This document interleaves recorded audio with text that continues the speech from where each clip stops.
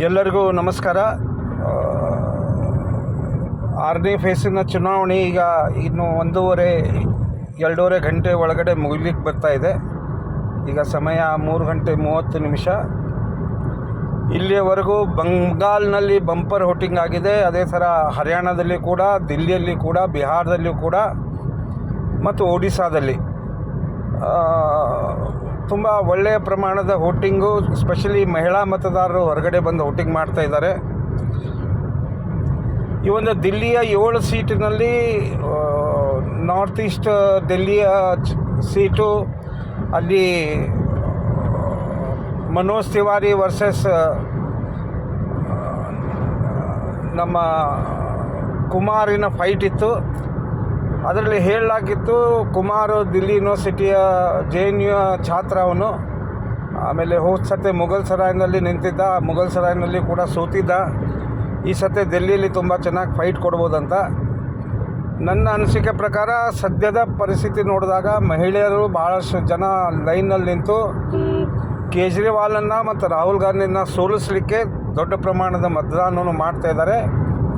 ಅದಕ್ಕೆ ದಿಲ್ಲಿಯ ಎಲ್ಲ 7 ಸೀಟುಗಳು ಕೂಡ BJP ತಗೋತದೆ ಅಂತ ಅನ್ನಿಸ್ತಾ ಇದೆ. ಅದರಂತೆಯೇ ವೆಸ್ಟ್ ಬೆಂಗಾಲ್ನಲ್ಲಿ ಸಾಕಷ್ಟು ಕುತೂಹಲ ಕಳಿಸಿದ ಚುನಾವಣೆ ಇದಾಗಿದ್ದು, ಮಮತಾ ಬ್ಯಾನರ್ಜಿ ವಿರುದ್ಧ ಒಂದು ಜನ ಆಕ್ರೋಶ ಇದೆ. ನಿನ್ನೆ ತಾನೇ ಬೆಂಗಾಲ್ನಲ್ಲಿ ಹಿಂಸೆಗಳಾಗಿ ಒಬ್ಬ ಭಾರತೀಯ ಜನತಾ ಪಾರ್ಟಿಯ ಕಾರ್ಯಕರ್ತ, ಒಬ್ಬ TMCಯ ಕಾರ್ಯಕರ್ತ ಆಸುನೀಗಿದ್ದಾನೆ.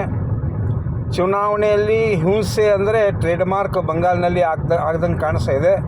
ಹಿಂಸಾ ಇಲ್ಲದೆ ಗ್ರಾಮ ಪಂಚಾಯತ್ ಚುನಾವಣೆಯಿಂದ ಹಿಡ್ಕೊಂಡು ಲೋಕಸಭೆಯ ಚುನಾವಣೆವರೆಗೂ ಕೂಡ ಹಿಂಸೆಯೇ ಮಹತ್ವದ ಪಾತ್ರ ಅಲ್ಲಿ ವಹಿಸ್ತಾ ಇದೆ. ಇದು ಲೋಕ ಸಮರಕ್ಕೆ ಒಳ್ಳೆಯ ಲಕ್ಷಣವಲ್ಲ. ಆದರೆ ಸೆಂಟ್ರಲ್ ಫೋರ್ಸಿನ ಇಂಟರ್ವೆನ್ಷನ್ನಿಂದ ಈಗ ನಡೀತಾ ಇರೋ 8 ಸೀಟ್ನಲ್ಲಿ ಮುಸ್ಲಿಂ ಜನ ಉಳ್ಳ ಕ್ಷೇತ್ರಗಳನ್ನು ಬಿಟ್ಟರೆ 8ರಲ್ಲಿ 6 ಸೀಟು ಭಾರತೀಯ ಜನತಾ ಪಾರ್ಟಿ ಪಡಿತಾ ಇದೆ. ಒಡಿಶಾದಲ್ಲಿನ 4 ಸೀಟ್ಗಳು ಕೂಡ ಸಂಬಿತ್ ಪಾತ್ರ ಅಂದು ಕೂಡ ಇವತ್ತು ಚುನಾವಣೆ ಇತ್ತು. ಪುರಿ ಜಗನ್ನಾಥ ದೇವಾಲಯದ ಕ್ಷೇತ್ರದಲ್ಲಿ ಅಲ್ಲಿಯೂ ಕೂಡ ಸಂಬಿತ್ ಪಾತ್ರ ತುಂಬ ಚೆನ್ನಾಗಿ ಲೀಡ್ ಪಡಿತಾ ಇದ್ದಾನೆ ಅಂತ ಸುದ್ದಿ ಮೂಲಗಳು ಹೇಳ್ತಾ ಇದ್ದಾವೆ.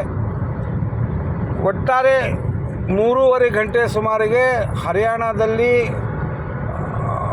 ಏನು ಹೇಳಲಾಗಿತ್ತು, INLD ಆಮೇಲೆ JJP ಇದು ತೀವ್ರ ಪ್ರತ್ಯುತ್ತರ ಕೊಡ್ತಾ ಇದೆ ಅಂತ ಯಾವುದೇ ಲಕ್ಷಣಗಳು ನಾನು ಫೋನ್ ಮುಖಾಂತರ ಸಂಪರ್ಕಿಸಿದಾಗ ಹಾಗೂ ನನ್ನ ಗೆಳೆಯರ ಜೊತೆ ಮಾತಾಡಬೇಕಾದ್ರೆ ನನಗೆ ತಿಳಿದು ಬಂದ ಮಾಹಿತಿ ಇದೆ. ಒಟ್ಟಾರೆ ಈ 59 ಕ್ಷೇತ್ರದಲ್ಲಿ ನಡೆಯುವ ಚುನಾವಣೆಯಲ್ಲಿ ಬಂಪರ್ ಆಗಿ 52 ಸೀಟುಗಳು ಭಾರತೀಯ ಜನತಾ ಪಕ್ಷಕ್ಕೆ ಮತ್ತು 7 ಸೀಟುಗಳು ಇಂಡಿ ಗಠಬಂಧನಿಗೆ ಹೋಗುವ ಲಕ್ಷಣಗಳು ಗೋಚರಿಸ್ತಾ ಇದ್ದಾವೆ. ಇದರ ತಕ್ಕಂಗೆ ಈ ಒಂದು 6ನೇ ಫೇಸಿನ ಚುನಾವಣೆ ಅಂತ ಏನು ಪ್ರಧಾನಮಂತ್ರಿ ನರೇಂದ್ರ ಮೋದಿ ಅವರು ಹೇಳಿದ್ದು 400 ಪಾರ್, ಇದು 400 ಪಾರ್ BJPಗೆ ಆಗಿದೆ. 400 ಪಾರ್ BJP ಆಗಿದೆ ಅಂತ ನನ್ನ ಒಂದು ಅನಾಲಿಸಿಸ್ ಇದೆ. ಇನ್ನು ಸಂಜೆ 7 ಗಂಟೆಗೆ ಡಿಟೇಲ್ ಅನಾಲಿಸಿಸ್ದಿಂದ ನಿಮ್ಮೊಟ್ಟಿಗೆ ನಾನು ಸ್ಟುಡಿಯೋದಲ್ಲಿ ಕೂತು ಇಲ್ಲಿವರೆಗೂ ನಡೆದ 489 ಸೀಟ್ಗಳ ಯಾರಿಗೆಷ್ಟು ಮತ್ತು ಸದ್ಯಕ್ಕೆ BJPಯಲ್ಲಿ ಏನು ಚಟುವಟಿಕೆಗಳು ನಡೀತಾ ಇದ್ದಾವೆ ಅದರ ಬಗ್ಗೆ ವಿಶ್ಲೇಷಣೆ ಮಾಡ್ತದೆ. ಇನ್ನೊಂದು ಆಘಾತಕರ ಸಂಗತಿ ಅಂದರೆ ವೆಸ್ಟ್ ಬೆಂಗಾಲಿನ ಮುಖ್ಯಮಂತ್ರಿಗಳು ಇವತ್ತು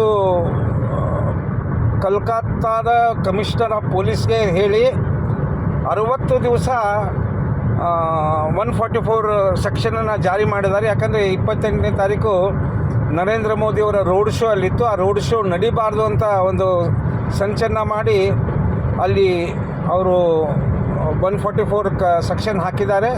ಅದಕ್ಕೆ ಹೈಕೋರ್ಟ್ನಲ್ಲಿ ವೆಸ್ಟ್ ಬೆಂಗಾಲ್ ಭಾರತೀಯ ಜನತಾ ಪಾರ್ಟಿ ಅಧ್ಯಕ್ಷರಾದ ಸುವೇಂದು ಅಧಿಕಾರಿ ಅವರು ಹೈಕೋರ್ಟ್ ಮೊರೆ ಹೋಗಿ ಇದರ ವಿರುದ್ಧ ಅಪೀಲನ್ನು ಹಾಕ್ತಾ ಇದ್ದಾರೆ. ವಿಸ್ತೃತ ಜಾಣಕಾರಿಯೊಂದಿಗೆ ನಾನು ಸಂಜೆ 7 ಗಂಟೆಗೆ ತಮ್ಮ ಮುಂದೆ ಹಾಜರು ಆಗ್ತಾ ಇದ್ದೇನೆ. ನಮಸ್ಕಾರ.